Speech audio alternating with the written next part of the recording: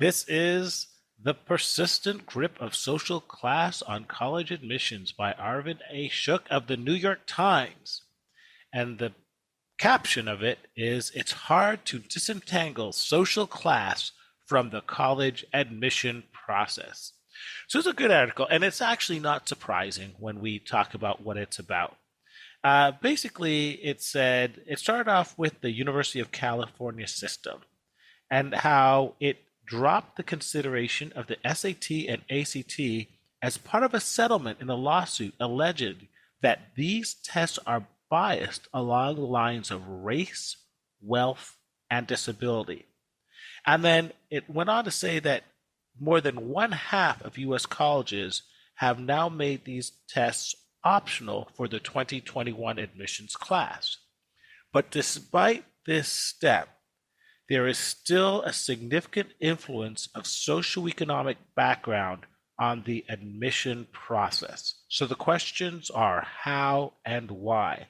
And it really focuses on three aspects, mostly A, the college essay, B, recruiting visits, which we just discussed last week, and then C, to a lesser extent, certain extracurricular activities and sports that are often only accessible to the wealthy. So Mark, I'm going to briefly talk about some of the points in the college essay and then throw it out to our general discussion. Sounds good? Yeah, sounds great. Okay, so bottom line is they really focus mostly on the college essay, and they say that the college essay is the most important soft factor in today's college admissions. And it's the fourth most important overall factor, the other three being grades, curriculum strength, and test scores. But he says that essays, number one, can be polished by paid professionals or a well-educated parent, and well-educated parents are often of a higher socioeconomic class, and that the essay content is often determined by socioeconomic status. And Mark, I'm sure you'll discuss that more. And he also said that the kids often of lower socioeconomic status are often incentivized or feel pressure to quote unquote sell their pain in their essays, and Mark will talk about that. And he also said that the history of many of these soft factors actually has its history in discrimination, and he goes back and talks about a book by called The Chosen, in which it says that a lot of these factors were created in the 1920s to exclude Jews in particular from elite college systems. And then it talks about recruiting visits and standout extracurricular activities. But Mark, let me stop now and throw it open and see where you want to take this. So that was fantastic. Let me just supplement a few things in addition to what you said. So the article is based on a fascinating study. It was done, like Dave said, the University of California, and it looked at the year 2016. And what they did was they used software to classify essays that were written by 60,000 applicants to the University of California system. And what they did was they looked at different things like what type of syntax was used, such as how many commas, total punctuation, who used longer words. And they found that that was completely correlated with household income. And now the article is very clear that they were unable to say, okay, the people that had the higher income and had these more sophisticated essays, at least grammatically, they're unable to say they got in at a higher rate. Like they don't have access to that kind of data. But they pointed out that they were just such different writing patterns between people of means and those who were under-resourced. And another thing that was really different was the topics. So what they found was that more affluent families wrote a lot on things like human nature and seeking answers about sensory experiences. Like maybe they would talk about their trip to the, I always say this word wrong, Dave. What's it? The Galapagos Islands? Galapagos. Is that right? Yeah. Galapagos Islands. Charles Darwin. And I remember that because that was a common essay when I did admissions that I would get from more affluent families, actually. That's right. So that's what I had a drawback to me reading out. They would talk about things like that. And what they found with lower income and under-resourced families is they would talk a lot about their interpersonal relationships. They would talk about school issues. They would talk about things like tutoring groups. And so it was just completely different topics as well as a different writing style.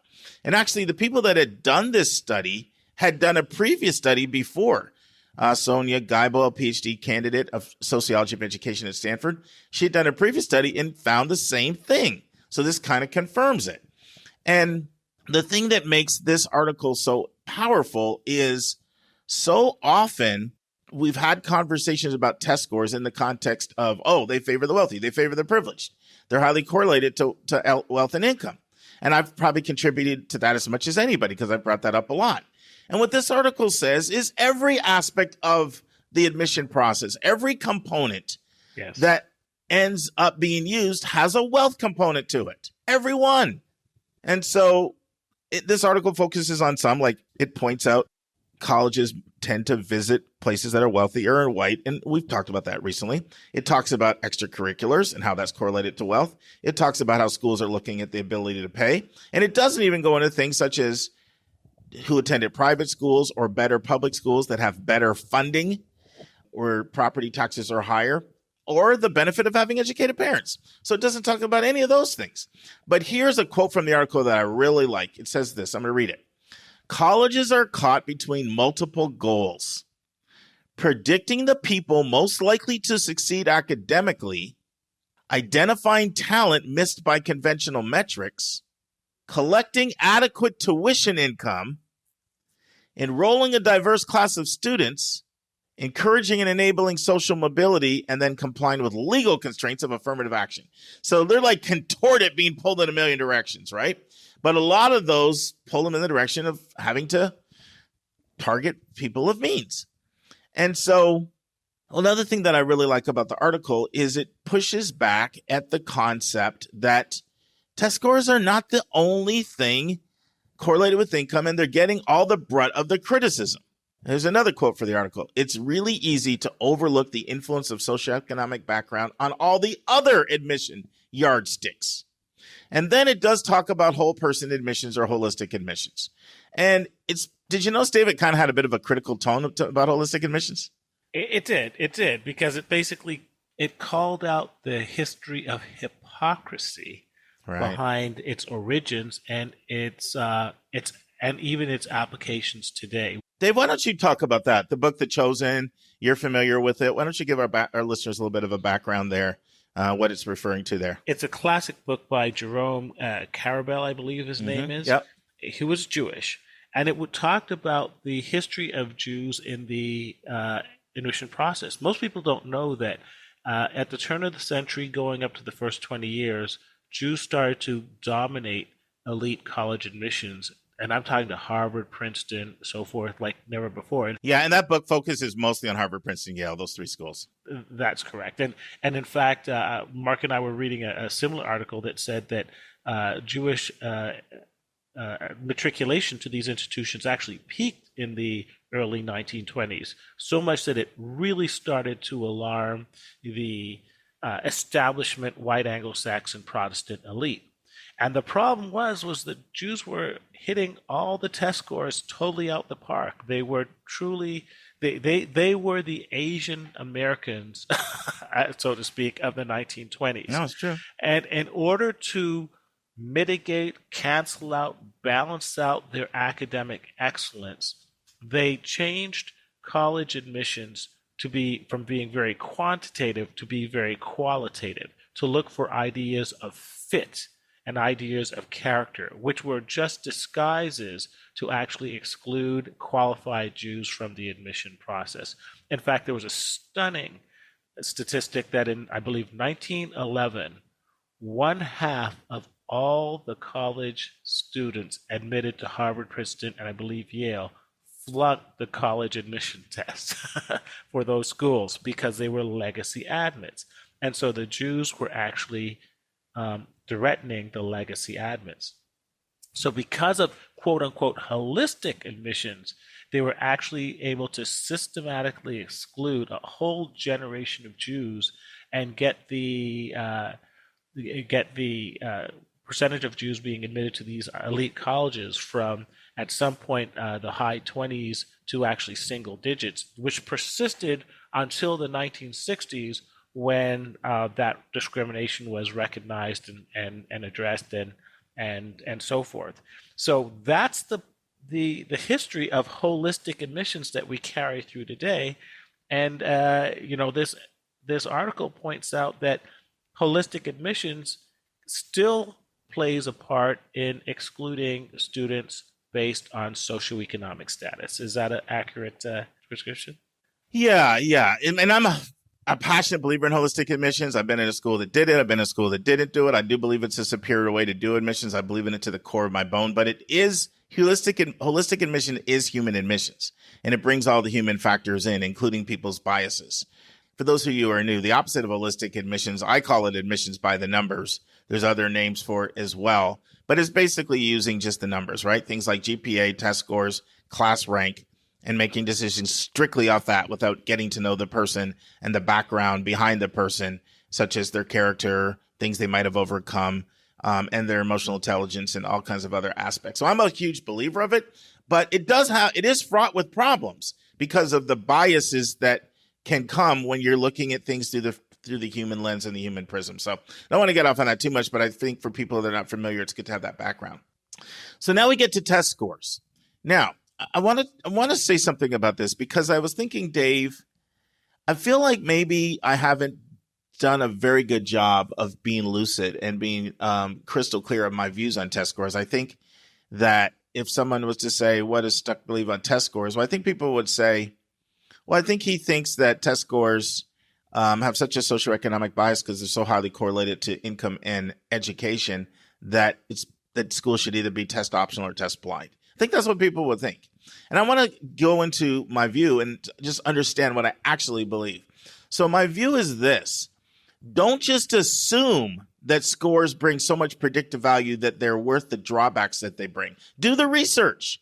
And if you've done the research and you show that test scores correlate to success in a substantial way, at your school, then use them. And, we talked about this a couple weeks ago, Dave. MIT's done that research. Yale's done that research. They feel there's a correlation. So that's why I'm fully expecting them to go back. WPI, Worcester Polytech, had a different result. They found the correlation wasn't that great.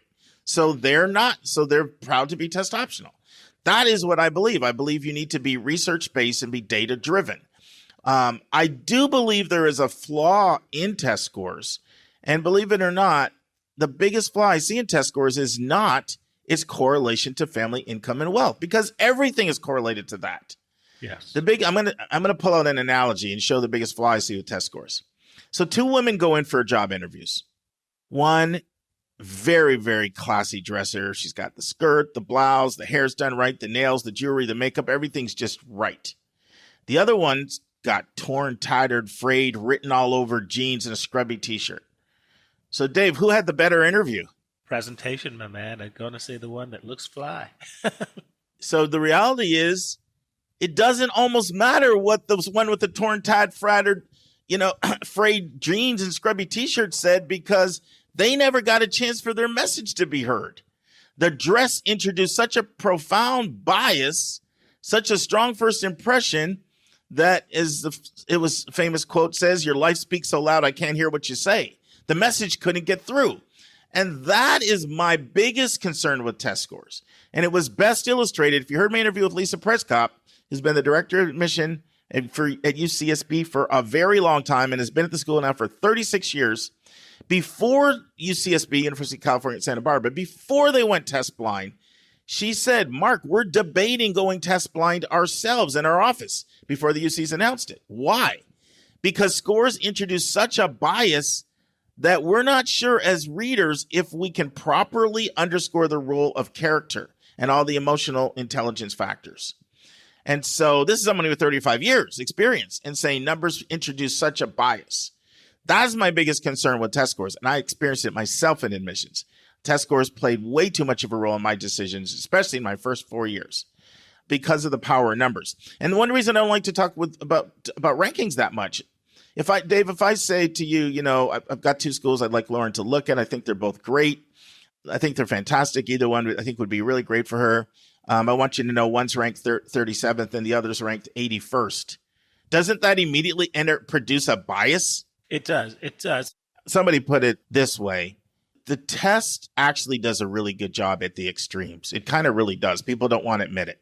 Like on the very high end and the very low end, it is revealing some very important information.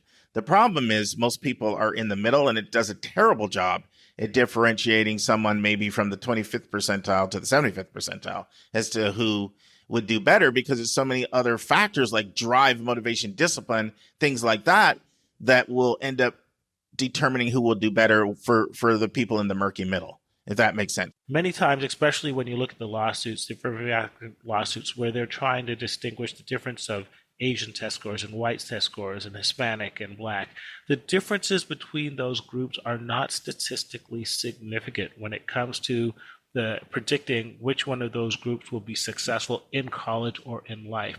The gap is way too narrow. So you're trying to make distinctions based on meaningless differences in the data. Does that make sense? Yeah, let's go back to something else that was in the article, Dave, because this is not so much an article about testing as it is about essays and other factors, right? Right. And it's basically saying, in effect, test scores are getting a bad rap. And I would agree with that. Like, test scores are remember, it's the Edan Shahar point, Dave. Right. Don't fixate so much on test scores and give us all the blame and talk about socioeconomics. It's a scarcity issue. And if it's not test scores, it's going to be something else. Because let's go down and look at all these other aspects of the admission process. Extracurriculars. Do you know how much it costs to play travel volleyball or to be on a high-level travel lacrosse team, let alone some sport like equestrian or crew? Like, these things take a lot of resources. And I'm going to say something I've never said on this podcast before. It's probably going to seem controversial, but I believe this. And I base this off working with a couple thousand students now over the last 22 years. So I was thinking about this, Dave. If you give me a C tester, okay, let's just say C is average, right? So we know that the average scores every year, they're between 1059 and 1080 on the SAT, and they're between 20.9 and 21.3 on the ACT. So just give me somebody, let's just call like that person, a C tester, right on that level. Moving that person to an A tester, even with very good test prep, it is a lot harder to do that than it is for me or Lisa or one of the other really talented college counseling professionals who listen to this podcast to take a C essay and move it to an A essay. That is much easier to do. That's correct. Is much easier to do. So you can really make the case that privilege and bias is much more easy to be reflected when it comes to the essays than it is test scores. So why are test scores getting all the brunt of all of the criticism? Some of it is because colleges don't like the billion-dollar test prep industry. Some of it is because they don't like the stress kids feel they experience because so much is riding on 4 hours on a Saturday when they take the test. Some of it is about how it impacts students' mental health. Some of it is they feel it is an impediment to diversity. Some of it, and this is a major reason in a lot of instances, is they feel it is an impediment to them getting more applications. And some of it is they've bought into the propaganda that test scores are uniquely correlated to income, which is simply not true. I'm going to predict something, Dave, and I've been thinking about this a lot. I think you're going to see a backlash against the backlash. And I think you're going to start to see, more schools coming out and being honest and saying, you know what, we have some research that shows that it correlates. And I think you're going to see a lot of public universities, flagship and regional publics, and a lot of engineering schools, and some highly selective competitive science programs. I think especially larger universities, in 2023, I think you're going to see quite a few of them go back to requiring the test. Because requiring the test where it's used properly and interpreted in the appropriate way is, I think, going to be helpful. I think there was an over-reliance on the test at one point, but it's a matter of balance. So what you're saying, Mark, is schools are realizing they don't quite want to throw out the baby with the bathwater. They want to reintroduce the test maybe with some more perspective.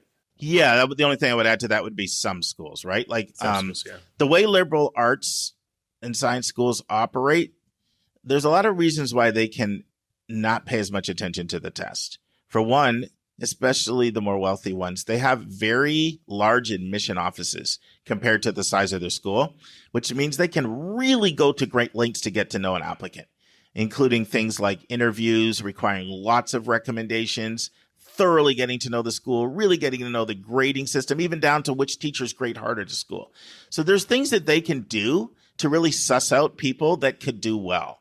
And the larger, especially state schools, they just don't have the resources to operate that way. And then also just the way their curriculum is, just the interdisciplinary nature of the curriculum. Once you get into curriculums that require you to have to take certain courses, especially ones that are correlated with strong math, it's just harder. So anyway, I feel like we're turning this whole thing into a test score discussion. I don't want to do that. Right. But the main takeaway, I think, is test scores have got a little bit of a backlash. Everything's highly correlated to income, not just test scores. And I think that you're going to start to see that be reflected a lot more as people figure out where they're moving forward on this. Right.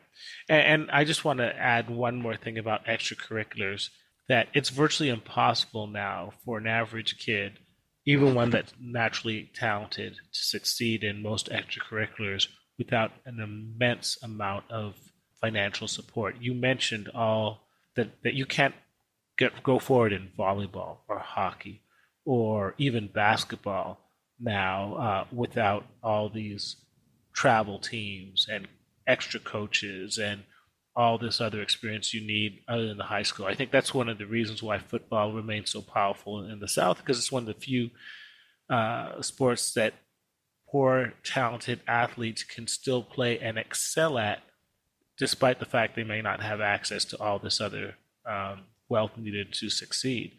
Well, football benefits by the fact that there's 85 scholarships available, and there's lots of injuries. That's and right. Because it drives so much of the whole athletic budget, it gets so prioritized. Where you're going down to sports like tennis, and you know what I mean, and golf, and they're just taking a few spots. Right. That the person that's going to emerge out of that is the person that's been like playing most of the time since they were 7, with the best trainers and travel opportunities that just require money. So I agree 100%. And I think it is time that when we talk about the advantages that wealth brings, that we don't just make it about test scores. It's everything. But I also want to say this, and this is important. And I'll close with this, Dave. Because someone could turn around and say, wait a minute, you're an independent college counselor. Like, people pay you. So you're part of the problem. And what I want to say is there's absolutely nothing wrong with a family using every bit of all of their means to provide the absolute best opportunity for their kids. That's true with healthcare, and that's true with education. That's called being a good parent.